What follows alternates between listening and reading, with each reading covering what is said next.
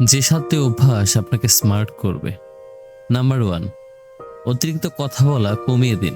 যতটুকু প্রয়োজন কথা ঠিক ততটুকু বলার অভ্যাস করুন। নাম্বার 2, খাবার খান নিঃশব্দে, আস্তে আস্তে। যারা শব্দ করে খাবার খান তাদেরকে কেউ পছন্দ করেন না।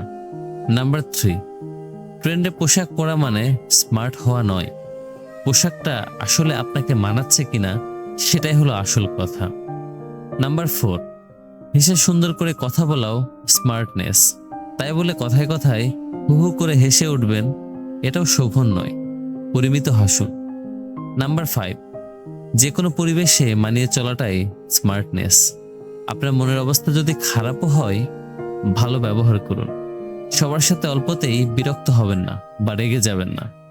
নাম্বার 6, সব জায়গাতেই কিছু ন্যূনতম সৌজন্যতা মেনে চলুন।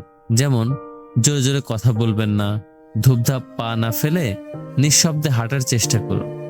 নাম্বার 7, কারো সাহায্য নেবার পর তাকে ধন্যবাদ জানান। ধন্যবাদ।